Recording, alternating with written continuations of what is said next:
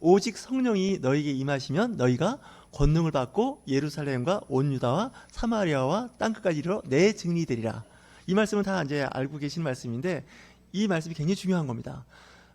예수님께서 이제 성육신 하신 거죠. 인간의 몸으로 오셨는데 이제 제한된 시간을 마치십니다. 그리고 말씀하시기를 성령을 받으라고 말씀하시고 며칠이 안 돼요 성령을 받을 것이라고 말씀을 하시죠. 근데 며칠이라고 했는데 보니까 열흘입니다. 오순절입니다. 오순절이라는 것은 이제 5시고 수는 열흘 얘기하죠. 50일이 된 겁니다. 그러니까 부활해서 50일째 되는 날이 이 오순절이라는 절기를 갖고 있는데 해마다 날짜 주일이 다릅니다. 왜 그러면 부활절이 다르기 때문에 그렇습니다. 부활절을 기준으로 해서 50일을 계산해서 이 성령 강림주의를 지키는데 우리 교회가 14년 전에 5월 22일 날 설립이 됐습니다. 그래서 올해 14년이 됐고요. 이 교회의 시작은 성령의 임재, 그러니까 사도 이제 그 베드로와 있던 그 120명이 마가의 다락방에서 이제 기도하고 있을 때 성령이 임하죠. 원래 이 사람들은 갈릴리 사람들입니다.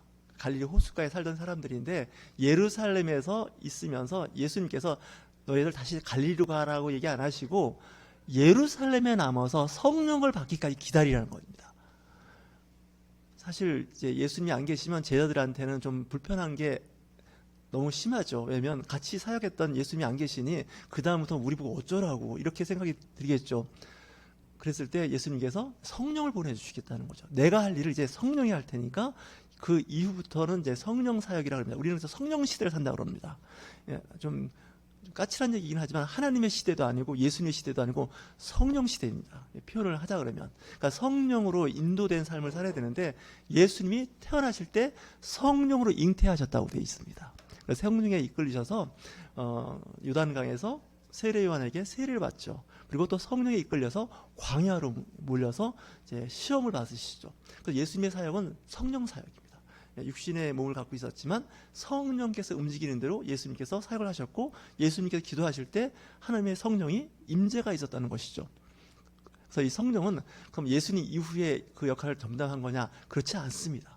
태초에 그러니까 세상이 창조되기 이전부터 하나님의 영 성령이 계셨다는 거죠.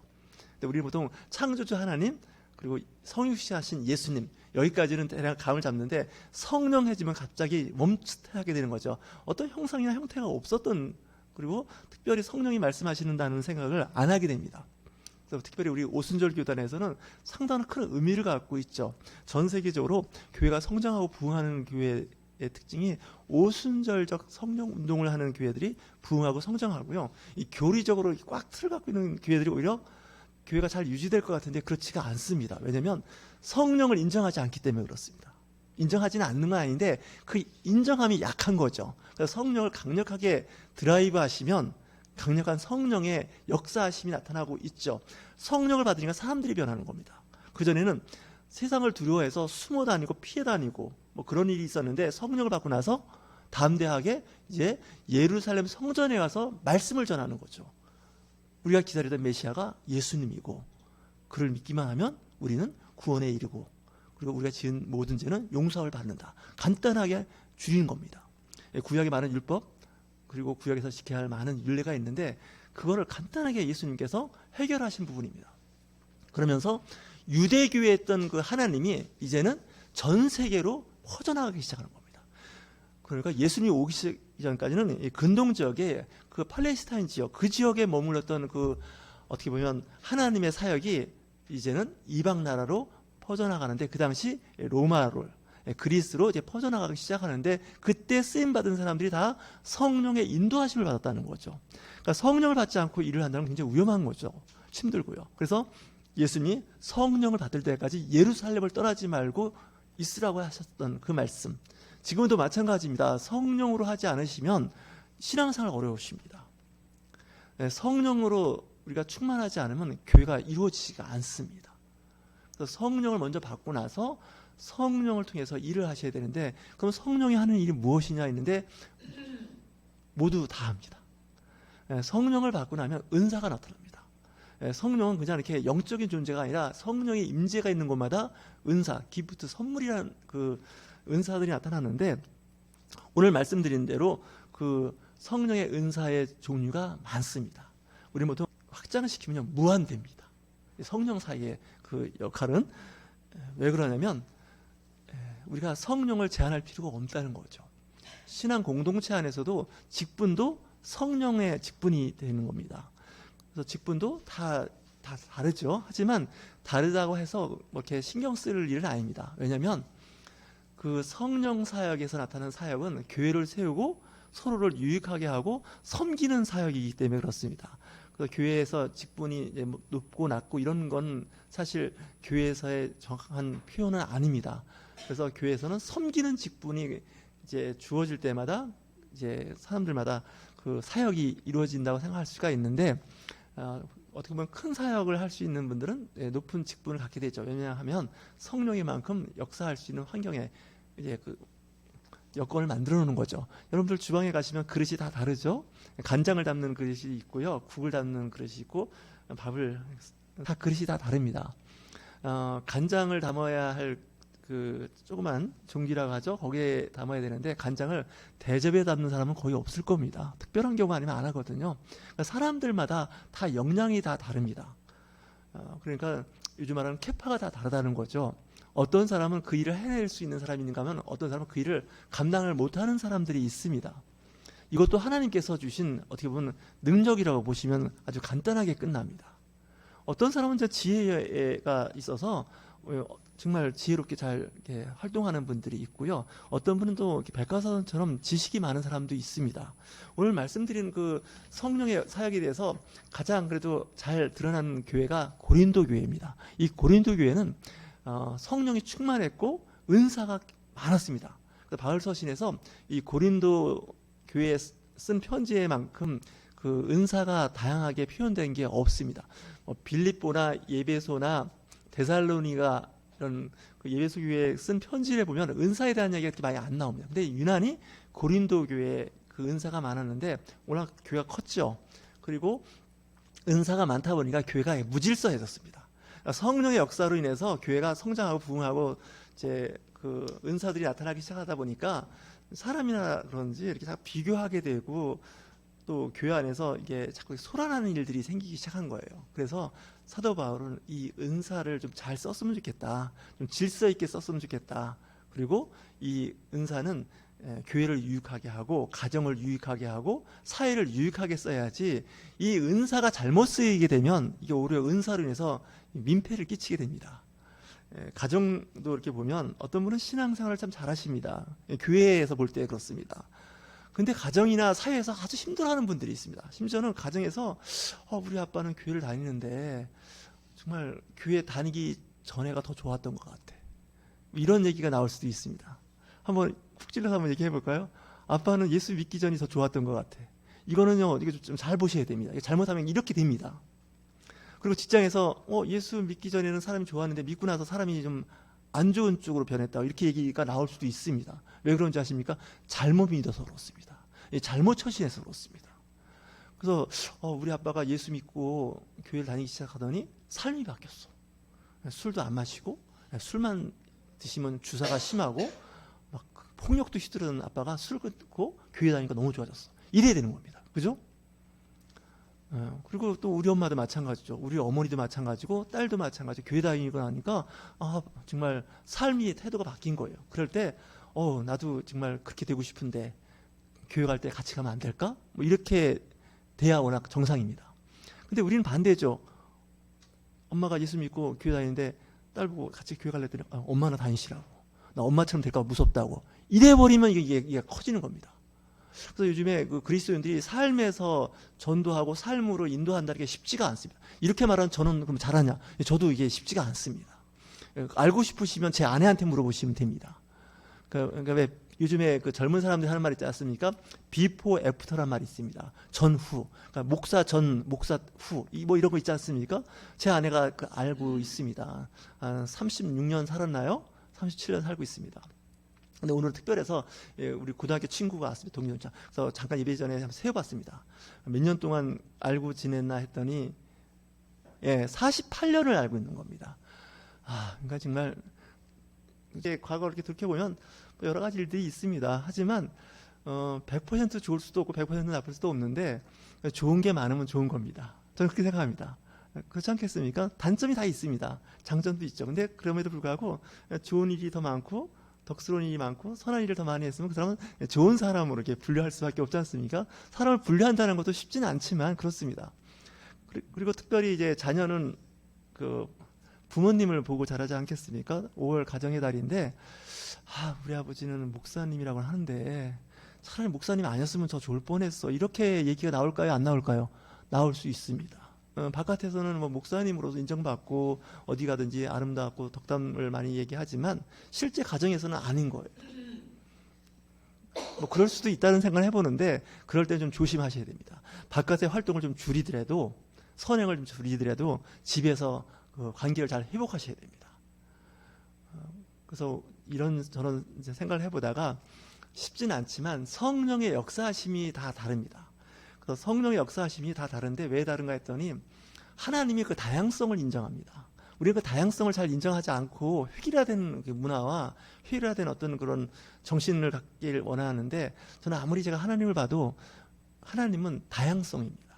이 교회에서도 보면 이 다양성을 자꾸 인정하지 않고 한쪽만 자꾸 바라보라고 그러는데 저는 그렇게 생각 안 합니다. 교회는 다양합니다. 그리고 사람들도 다 다양하고 신앙 공동체 안에서 다 각각 다릅니다. 우리 옆에 계신 분들하고 덕담을 나누면서 저는 당신의 다른 점을 존중합니다. 한번 해보세요. 권사님은, 집사님은 난 다른 을 존중합니다. 그렇게 하시면 맞습니다. 나는 그거 인정 못합니다. 그러면 그 다음부터 싸우는 겁니다. 그 다음부터 투쟁을 가는데 성경적이지 않습니다. 특히 한국 교회는 이상하게 한쪽 볼 자꾸 바라보라고 그럽니다. 하나님만 바라보라고, 예수님만 바라보고 오직 성령 충만하라고 그러는데 이거 잘 보셔야 됩니다. 이 사기꾼들이 다 그렇게 해서 사기를 칩니다. 영적 사기꾼이라고 저는 얘기를 하는데 잘 보셔야 됩니다. 그래서 이 성령의 역사에는 그 열매가 맺히게 됩니다. 성령 충만한 거에 대한 검증이 필요합니다. 그러니까 성령 충만하다고 해서 되는 게 아닙니다. 성령을 받으면 이제 은사가 나타난다는 거죠. 우리는 이제 은사하면 방언 뭐 이렇게 얘기하는데 방언은 보니까 은사의 그 직분 중에서 좀 약간 낮은 수준의 방언이 서열이 있다는 것을 제가 고린도 교회에서 봤는데 그 고린도 전서 12장을 보시면 이 은사에 대한 얘기를 쭉 사도 바울이 아주 교리적으로 논리적으로 잘 적용을 했는데 이걸 좀 설명을 잘합니다. 우리 몸을 지체로 이렇게 비유를 했는데 이제 머리가 있지 않습니까? 몸통 있고 팔이 있고 다리가 있는데 몸이라 그럽니다. 그죠? 몸이라고 하는데 팔도 몸이죠, 사실. 그죠? 다리도 몸인데 몸이지만 이걸 구분을 하죠. 팔, 다리, 머리 이렇게 구분하듯이 교회 공동체 안에서도 이제 그 지체들이 있다는 거예요. 근데 지체들 잘 생각하면 여러분들 어떤 생각을 해보시나요? 다 머리가 되고 싶죠. 근데 교회의 머리는 예수님이 되고요. 이 머리는 사실 굉장히 중요하죠. 우리 신체에서 가장 위에 있고 맛도 보고 냄새도 맡고 말도 할 수 있는 그런 부위가 이제 감각기관이 다 몰려 있는 곳이긴 한데 여러분들 발을 한번 생각해 보시겠어요? 특히 발바닥을 생각해 보십시오. 여러분들의 체중을 양쪽 발이 발바닥이 지탱해 줄 겁니다. 그렇지 않으면 여러분들 못 서 있습니다. 그러니까 체중을 감당할 수 있는 그 세포들이 기저에 쭉 있지 않겠습니까? 발바닥, 발가락, 그죠? 발이라는 그런 지체가 있으니까 우리는 걸어 다닐 수가 있는 겁니다. 그걸 무시하시면 안 됩니다. 작은 새끼 발가락 하나 없다고 생각하시면 여러분 걸으실 때 띠뚱거릴 겁니다. 다시 얘기해서 하찮아 보이는 그런 신체의 어떤 부위도 무시하시면 안 됩니다. 그런 어떻게 보면 지체 중에서 작은 지체, 존재감이 없는 지체들 있죠. 손 같으면 손가락 중에서 새끼손가락은 거의 존재감이 없죠. 하지만 사실 없으면 안 되는 거 아니겠습니까? 그것처럼 교회 공동체 안에서도 존재감이 있는 분이 있고 없는 분이 있는데 다 소중하다는 거예요. 이런 부분을 이야기하는데 사도 바울이 첫째는 사도고 둘째는 선지자요 셋째는 교사요 그 다음은 능력을 행하는 자요 그 다음은 병 고치는 은사와 서로 돕는 것과 다스리는 것과 각종 방언을 말하는 것이라 이렇게 하면서 고린도전서 12장 27절 이하에서 쭉 은사를 얘기할 때 첫 번째 은사를 사도로서의 은사를 첫 번째로 꼽습니다. 나 방언 못해 근데 난 사도야 그럴 수 있습니다. 그리고 나는 선지자야 근데 방언 못해 그럴 수 있습니다. 그리고 나는 교사야 근데 방언 못해 그럴 수 있습니다. 물론 성경에서 이야기하는 것이 꼭 순서대로 늘어났다고 해서 앞에 있는 건 좀 권위가 있고 뒤로 갈수록 권위가 없는 거다, 이렇게 생각하셔도 안 됩니다. 보시면 병 고치는 은사 같은 경우는 굉장히 중요한 건데도 잠깐 밑에가 있어요. 돕는 은사, 다스리는 은사, 각종 방언. 다스리는 은사도 밑에가 있거든요. 그러니까 그 은사의 서열은 없습니다. 다만 사도 바울은 더 좋은 은사를 사모하라 이렇게 되어 있는데, 그 더 좋은 은사도 뭐 사도로서, 뭐 선지자로서, 교사로서의 은사도 일 수도 있지만, 그렇지 않고 뭐 방언을 통역을 한다든지, 뭐 사람을 이렇게 치료할 수 있는, 다스릴 수 있는 그런 능력이라든지, 병 고치는 은사, 이런 거 굉장히 사모하는 거 아니겠습니까? 요즘은 이제 병 고치는 은사에 대해서 많은 분들이 사모를 하는데, 제가 보니까 병원에서 많은 일을 감당을 하는 것 같아요. 그래서 요즘에 그 병 고치는 사역을 교회에서는 잘 하지 않는데, 그래도 이제 의료계에서 하지 못하는 병들은 교회에서 성령께서 하시는 거죠. 그러니까 사람이 할 수 있는 거는 사실 성령이 다 하시는 거죠. 하지만 또 사람이 할 수 없는 걸 성령님께서는 하십니다. 모세가 바로왕 앞에서 이제 10가지 재앙을 할 때 첫 번째, 두 번째 재앙은 그쪽에 있는 이집트의 그 마술사들도 합니다. 뱀이 이제 되는 거 있지 않습니까? 지팡이가 뱀이 되고, 또 지팡이를 잡으니까 다시 뱀이 되고, 뭐 그런 일들이 있는데, 또 이제 물이 피로 변하는 거, 이것까지는 합니다. 근데 그 다음부터는 안 되는 거죠. 그러니까 사람이 할 수 있는 부분이 있고 사람이 할 수 없는 부분이 있는데, 성령은 사람이 할 수 없는 거를 하는 거죠. 예수님 사역 중에 상당 부분이 귀신을 내어쫓고 병 고치는 사역을 했는데, 감기 고치는 게 아닙니다. 예수님은 감기는 그건 병원에서 하고 사람들이 할 수 있는 겁니다. 하지만 태어나면서부터 장애, 그죠? 그리고 또 불치의 병이 이제 인생 살면서 걸린 사람들에게 하나님께서 치유하시고 회복하신다는 거죠. 그러니까 신앙 공동체 안에서는 병 고치는 사역이 있으면 굉장히 귀하고 그냥 방언만 하고 통역도 못하고 이게 아니라는 거죠. 각각 하나님께서 주시는 선물이 다 다르다는 거죠. 오케스트라라고 아시죠? 필하모니, 그 오케스트라 보면 악기가 많이 있죠. 뭐 같은 악기가 제1 바이올린, 제2, 제3 바이올린, 이렇게 똑같은 악기가 여러 개 있을 수도 있지만, 어떤 경우는 그 악기 하나밖에 없는 경우도 있죠. 그러면서 어떻게 보면 오케스트라라고 하는 그런 그 악단이라고 할 수 있는 그 단체가 잘 돌아갈 수 있는 것은 제각각 맡은 역할을 잘 해줘서 그렇습니다. 특히 지휘자에 의해서 그 악기들이 그때 나와서 소리를 내지 않습니까? 근데 그 시간을 놓치거나 시간을 예를 들어서 앞서서 그 악기가 나오면 좀 그 오케스트라는 망가지는 거죠. 그래서 우리가 늘 훈련을 하죠. 조율도 하고. 그러니까 신앙 공동체는 그런 것 같습니다. 때로는 이와 같은 행동이, 이와 같은 처신이 공동체에 좀 걸림돌이 되지 않을까? 그럼 은사를 살짝 내려놓으시면 됩니다. 여러분, 은사라고 해서 그 은사를 막 활용한다고 해서 막 하시는 건 좋은데, 그 은사가 때로는 공동체를 어렵게 하죠. 그래서 이 사도 바울이 그 고린도전서 14장에 보면 그거에 대한 경고를 합니다. 그러니까 은사가 많은 교회일수록 어떻다고요? 교회가 시끄럽습니다. 조용하지가 않습니다. 저도 이렇게 처음에 이제 목회를 시작할 때 14년 전에 좀 은사가 있으면 좋겠다. 교회를 처음 개척해서 시작했을 때 그때 제 아내와 저하고 제 딸하고 이렇게 셋이서 있었습니다. 그래서 은사가 있으면 사람들이 모이고 좋겠다 했는데, 그런 얘기를 하시더라고요. 처음에 교회를 개척하면 하나님께서 은사를 이렇게 주신답니다. 마치 시집가는 딸에게 바리바리 싸서 주는 시어머니처럼, 시어머니가 아니죠, 친정어머니죠. 그렇게 한다는 거예요. 그런데 정말 그런 것 같아요. 기사 표적이 좀 있었습니다. 많다고 하면 그렇지만 있었어요. 그래서 참 좋았는데, 은사를 받은 분들의 케이스를 나름대로 이렇게 연구를 해봤더니, 이 은사가 많은 사람들이 끝이 안 좋아요. 믿으시나요? 아시나요? 대답을 안 하시는 거 보니까 은사를 일단 받고 나서 그 다음은 나쁠 때 나쁘더라도 이렇게 생각하시는데, 은사 사역을 잘못하면 이게 교만해지고요, 자기가 성령님이라 생각하고 자기가 거의 교주 수준으로 변해서 완전히 그 공동체를 이상하게 만들어 버립니다. 그렇지 않습니까? 제가 기도하고 막 안수하고 말씀 선포할 때마다 막 역사가 일어나면요, 진짜 성령 역사하는 거가 보입니다. 근데 이걸 잘 관리하셔야 됩니다. 이거 잘못 관리하시면 나중에 아주 망가집니다. 본인만 망가지면 괜찮은데 그 공동체를 완전히 그냥 정말 완전히 망가뜨립니다. 특히 우리 이 순복음교단의 이 은사는 굉장히 중요하고 사모하는 마음, 저도 사모합니다.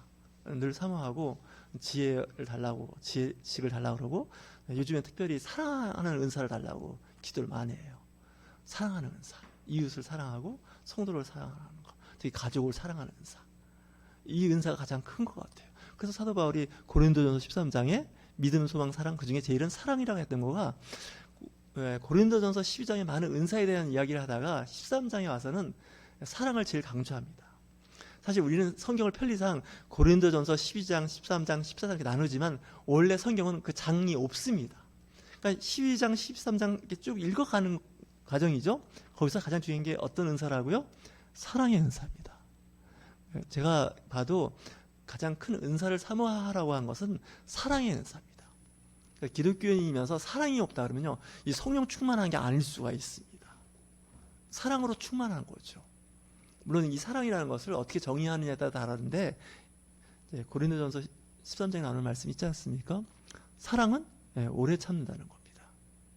그래서 왜 사랑의 많은 덕목 중에서 첫 번째 오래 참느냐 그러는데 굉장히 중요한 것 같습니다. 제가 목회하면서 돌이켜보면 제가 실수를 많이 했는데, 목회하면서 가장 못한 것이 오래 못 참은 게 실수였던 것 같습니다. 그걸 참았어야 되는데, 참는다고 할 것도 없습니다. 그냥 가만히 있으면 되는 거였습니다. 그렇지 않습니까? 그래서 너무 신앙생활을 잘하려고 하다가 사고 나는 경우가 많습니다. 은사 있고 막 성령 충만하다고 막 하다가 오히려 대형 사고를 치르는 경우가 있습니다. 제가 그랬습니다. 그래서 때로는 이 성령 충만함에 그 오래 참음과 절제가 있는데 이걸 잘 못한 겁니다. 그러다 보니까 이제 그 교회 공동체가 이제 어려움을 겪을 수가 있는 거 아니겠습니까? 제 아내가 늘 하는 말이 있습니다. 내 말 안 들어서 당신 그렇다고 맨날 그러는데, 그때마다 이제 한 말이 뭐냐면, 이제 저를 브레이크를 잡아주는 거였는데, 브레이크가 이제 고장이 났지 않겠습니까? 제가 목사가 브레이크 고장이 안 난 차를 운전하니까 굉장히 위험해지는 거죠. 그냥 악셀레이터만 밟는 거죠. 여기 계시는 분 중에서 이제 카톨릭에 계신 분이 두 분 계십니다. 근데 제가 그쪽을 이제 볼 때마다 느끼는 거는, 그쪽은 뭐 은사를 사모하거나 뭐 성령 충만하는 운동은 안 하는데 꾸준히 오래가는 지속성이 있습니다. 그러니까 2000년 역사에 검증되고 검증된 게 있습니다. 근데 이 개신교는 500년 역사에 그냥 막 지금도 막 강하게 드라이브 하다 보니까 뭔가 이게 뭐 교회가 되는 것 같고 교회가 세워지는 것 같은데 가끔 시궁창에 빠지는 수가 있습니다. 이 개신교가 가끔. 그래서 사회에 문제가 되고 시끄러워지는 경우가 있는데, 물론 모든 뭐 교단이나 교파가 다 그렇게 있습니다. 근데 빈도가 너무 많다는 거예요. 그럴 때는 우리가 가끔 은사를 조절할 수도 있으셔야 됩니다. 그걸 못 하시면 안 됩니다. 운전을 하시니까 아시겠지만, 운전을 때 이렇게 핸들을 잡으면 그 발에 이제 두 개가 있지 않습니까? 하나는 가속 페달이고 하나는 브레이크 페달이 있습니다. 저도 들은 이야기인데, 자동차를 만들 때 가속 페달보다는 이 브레이크 페달을 굉장히 신중해서 아주 정밀하게 잘 만든답니다. 왜냐하면 가속 페달이 망가져서 사고 날 확률이 거의 없다는 겁니다. 근데 이 브레이크가 고장이 나면 이 이야기는 커집니다. 더구나 대형차가 되면 이건 아주 큰 사고 아니겠습니까? 개인 승용차하고 달라서 정말 여러 사람이 타는 뭐 버스라든가 큰 트럭들은 이 브레이크가 망가지면 이건 거의 폭탄 수준이 되지 않겠습니까? 근데 성령도 마찬가지여서 큰 교회 공동체, 그리고 큰 은사라고 생각하는, 우리가 보통 사모하는 은사를 잘못 쓰면 교회를 완전히 망가뜨립니다. 교회만 망가뜨리겠습니까? 가정도 파탄냅니다. 그래서 여러분들 신앙생활 잘 하시라고 얘기하는데, 제가 요즘에 좀 늦게 알아서 깨달은 것도 있는데 속도를 안 내고 있습니다. 저는 굉장히 급한 마음으로 막 속력을 냈는데 과속을 제가 잘하지 않습니까? 제가 늘 하는 얘기지만, 운전하다가 이제 김포시청 교통과에서 오는 게 있는데 이제 벌금 내라는 게 옵니다. 정말 그게 진짜 다른 건 없습니다. 다 속도 위반입니다. 제가 특히 이제 스쿨존에서도 있고요, 일반 도로에서 이렇게 많이 옵니다. 많이나 해도 1년이면 한 4개 정도 오는 것 같습니다. 정말 돈도 아깝고 기분 되게 나쁩니다. 근데 왜 그런가 했더니, 제가 자꾸 속도계를 안 보고 그냥 막 달리는 거예요. 어디를 가야겠다 하면 거기를 해서 막 달리다 보니까 이 속도를 이렇게 줄여야 할 곳이 있거든요. 그렇지 않습니까? 스쿨존 당연히 줄여야 되고, 이 주택가는 또 줄여야 됩니다. 심지어는 기도원 가다가도 막 속도 위반해가지고 과속 딱지가 나올 때는 정말 은혜가 확 떨어집니다. 다음부터 기도원 가나 봐라, 뭐 이런 생각이 들 정도로. 근데 제가 보니까 신경을 안 쓰는 거예요. 관심을 안 갖는 거예요. 아, 기도원 가서 기도해야지. 기도할 일이 많은데, 기도 제목이 많은데. 그러다 보니까 이제 막 속도 내고 하다 보니까 이제 벌금이 오지 않습니까? 근데 영적 신앙생활도 좀 그런 것 같습니다. 좋다고 기분 난다고 막 오늘 예배 끝나고 이제 그 인천 대공원 간다 그랬는데 거기 가서도 제발 오버하지 마시고 그냥 각자 가실 분은 가시고 안 가실 분은 안 가셔도 됩니다. 강요 안 합니다. 가기 싫은데 억지로 와가지고 인상 푹 쓰고 있으면 분위기 싹 망치지 않습니까? 네, 그리고 또 가서도 나는 정말 다리가 안 좋아서 좀 쉽지 않은데 그러면 거기 계시면 됩니다. 그래서 제가 제일 싫어하는 것 중에 하나가 그 마스 게임을 싫어합니다. 카드 섹션은 더 싫어합니다. 그러니까 일괄적으로 착착 움직이지 않습니까? 근데 그걸 잘하는 나라가 어떤 나라가 했더니 다 독재 국가가 그걸 잘하더라고요. 아시지 않습니까? 독재 국가는 아주 카드 섹션을 끝내줍니다. 어디라고 얘기 안 해도 아실 겁니다. 정말 실수가 없습니다. 교회가 그렇게 되면 잘 될 것 같아죠. 교회는 망합니다. 그렇게 하면. 그 가난하고 못 살고 독재 국가에서는 그게 가능한지 몰라도 이제 어느 정도 수준이 되면 그 사람마다의 그 다양성을 인정하셔야 됩니다. 우리 여기 오신 우리 김종희 교우님은 1년 만에 오셨습니다. 엄청 기다렸지만 예, 죄송합니다. 또 제가 이렇게 실수를 하는 거 제가 여태까지 얘기했잖아요. 실수를 인정하고 다름을 인정하시라고. 예, 죄송합니다. 예. 다 이때야 웃으시네요. 이 기쁜 소식을 전하자고 찬송 부를 때 하나도 안 웃으시더니 제가 성을 바꿨더니 바로 반응이 나타나시네요. 이게 웃는 거예요. 그래서 실수가 있어야 웃는 거예요. 그래서 완벽한 사람을 추구하지 마세요. 결혼 뭐 배우자를 구할 때는 완벽을 구하다가는 결혼 못하고 혼자 사는 수가 있습니다. 그렇지 않습니까? 교회도 완벽한 교회 찾아다니시고 실수가 없는 목사 찾아다니시면 교회 없습니다. 그런 교회. 설사 있어도요.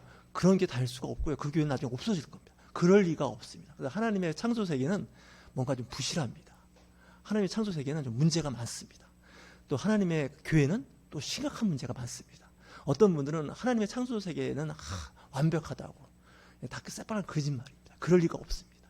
교회는 온전할 리가 없습니다. 그러면 교회는 다닐 수가 있습니다. 근데 교회에 대해 너무나 이 절대적인 가치, 절대적인 기준을 하면 실망합니다. 그리고 그거를 나중에는 오해 내지는 기분 나쁘다고 교회를 떠나버립니다. 그래서 항상 이야기할 때는 아버지, 엄마의 실수를 딸과 아들이 인정해주고 또 아들과 딸이 여기저기서 사고 치는 거 인정하셔야 가정이 화목한 겁니다. 마지막 인사하고 마치겠습니다. 당신의 실수를 나는 인정합니다. 인정한다면 안 되죠. 당신의 실수를 어떻게 해야 됩니까? 그냥 모른 척 하겠습니다 해야 됩니까? 그렇게 한번 해보시죠. 각자 알아서 하십시오. 저는 저 아내한테 하겠습니다. 그렇게 하는 수밖에 없습니다. 누구한테 돈 말할 때 뭐 몇천만 원 날렸대. 몇십억 날렸대. 그러면 어떻게 합니까? 대부분의 사람들은 이제 이혼도 하고 막 그러더라고요. 그러면 안 됩니다. 당신 몇십억 날렸지만 그냥 살자고 그냥. 기분 되게 나쁘죠 일단은. 그죠? 몇천만 원 다니까 몇십억. 근데 제가 아는 그 분은 정말 좋은 분이었어요. 나중에 제 놀러 가서 얘기하겠게요. 진짜 부인이 그 빌라 같은 거 사가지고 내지는 짓고 해가 돈 많이 벌었는데 그게 잘못돼갖고 수십억 빚을 졌어요.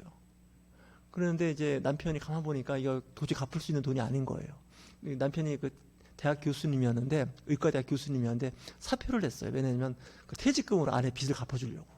얼마나 착해요, 그죠? 예. 보통 같으면 이혼하자 그러고 이제 당신하고 끝났다고 그러는데 그래서 이제 그 퇴직금으로 이제 빚을 갚았는데 빚이 너무 많았고 퇴직금 갖고도 안 돼요. 그러니까 더 상태가 나빠진 거예요, 그죠? 월급도 없어졌고 빚도 상당히 남았고 그랬는데 그 아는 동료 교수님들이 다른 대학에 다시 취직시켜드렸어요. 그분을 착하시다고.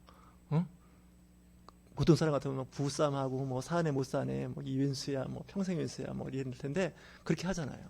그러니까 여러분들 그 상대방의 실수나 잘못된 것을 이렇게 인정하시면 가정도 화목하시고 교회도 화목하시고 다 화목해요. 그래서 피스메이커가 되셔야 되는데 자꾸 성경 구절 들이대고 막 성경 구절대로 목회 안 하는 저 윤목사 어떻게 하면 좋으냐고 이러시면 교회는 망가집니다. 권사님, 장로님, 집사님 다 그렇습니다. 그래서 그렇게 못 사는 걸 인정하는 것이 말씀이지 말씀을 막 훅 찔러대면 저나 여러분들은 존재가 안 됩니다. 그래서 제가 좀 유튜브로 하는 설교라서 조심스럽지만 성경 말씀대로 살자는 사람들하고 놀지 말라 그러지 않습니까? 교제하지 말라. 안 되는 겁니다, 이게 원래. 그럼 뭘 잡아야 되냐? 성경 말씀에서 용서하고 사랑하라는 말씀을 잡으셔야 됩니다. 그거 왜 다른 걸 자꾸 잡아서 얘기하면 교회는 그냥 파산입니다. 가정도 파산입니다. 관계 험해집니다. 저희는 이 성령 강림주일이라고 하는데 성령 충만하셔서 사랑으로 아름다운 가정과 교회, 직장, 학교를 만드시는 저와 여러분이 되실 주의로 축원합니다.